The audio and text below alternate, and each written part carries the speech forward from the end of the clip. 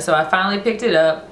It's the Covergirl Queen Collection All Day Flawless 3-in-1 Foundation. The Queen Collection is specifically for, it says, darker skin tones, which is exciting. I believe there may be about 10 shades also. This is the lightest shade, which is Sand, and I'm a NC 42 right now, 42. If you're wondering, I wear the L'Oreal True Match in W45, W6, W7, which kind of all are very similar if you're wondering for like comparison basis.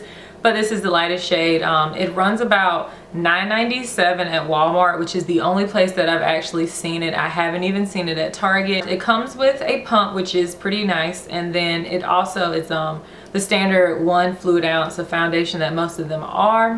This foundation does have SPF 20, so I'm gonna see how it does in flash photography because that may be a no-no. And then it's claiming to have all day flawless coverage. It's supposed to have the lasting power of a powder, the coverage of a concealer, and the blendability of a foundation in one, and to keep you shine free. So I'm going to apply it and check back in, you know, within a couple of hours throughout the day to let you know how I feel about it. So I'm just going to apply it with my e.l.f. powder brush because this gives me the most coverage. I want to see how buildable it actually is. Okay, I'm just going to blend that out now.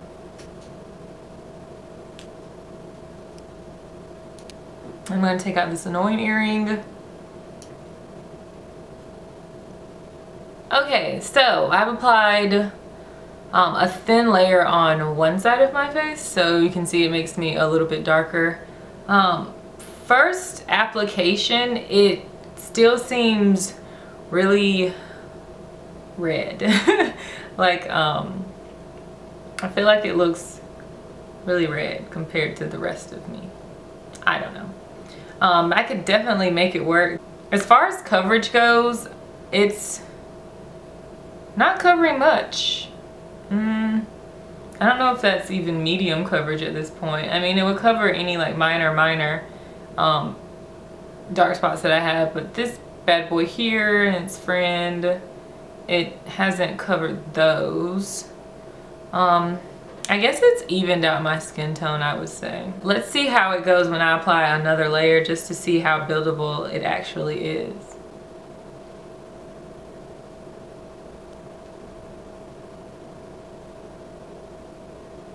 Okay, so here's a second layer. I'd say it's buildable.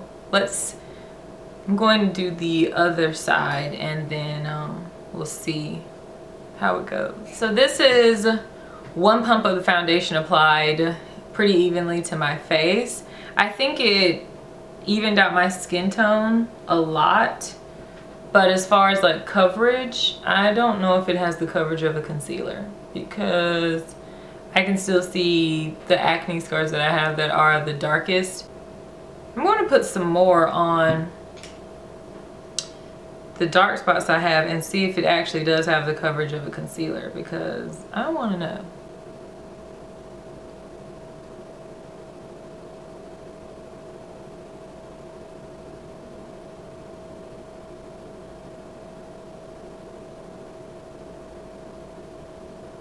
So I've gone back and tried to cover up specifically like any dark spots that I have, and I think it did a much better job once you go in with an actual maybe concealer brush and like do some spot concealing. It still didn't cover the one that's on my chin here the most, but that one's pretty dark. It's a fresh one. So I'm gonna go ahead and finish the rest of my face and then I'll be right back. Okay, so I'm back and I've completed the rest of my makeup. I did not set anything except for my under eye concealer, but as far as where I get the oiliest in my T-zone, there is no powder, and I'm going to go throughout the rest of the day without applying powder, touching up, blotting, or anything like that, which is pretty scary because I could look like a grease ball by the end of the day. Currently it is 11:56, if you can see that there. I'll check back in a couple of hours to let you know how things are going. Hey guys, so I'm back and it is now 5 o'clock. So it's been about, what, 6 hours, I think, since I applied the foundation. And I have not touched it. I didn't blot, I didn't set it with anything, and I think that it actually looks pretty decent. But to me, having combination oily skin, I get like really oily. My chin right around here and right here in my forehead. I think it held up pretty well for me not to have set it at all. I didn't use any type of primer. I didn't use any type of oil control lotion, so I think it held up pretty well on its own. I can imagine had I set it or used any of those products that it would look even better.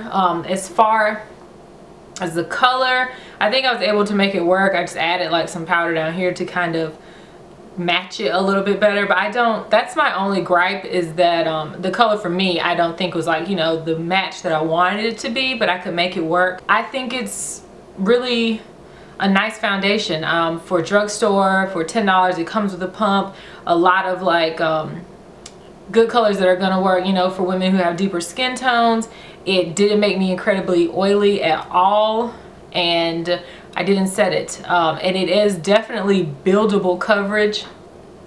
This mark right here, you can see a little bit more now. I imagine if I had set it, it would be, you know, no problem holding up on its own. I think it's definitely buildable to almost pretty full coverage, and that's coming from a person who doesn't have like nearly perfect skin. So those are my initial impressions on it. I mean, I'm a little shiny, but nothing that is disgusting for having it on for 6 hours without blotting, setting, or touching it up. So I think it's pretty good. Those are my thoughts on the Covergirl 3-in-1 foundation.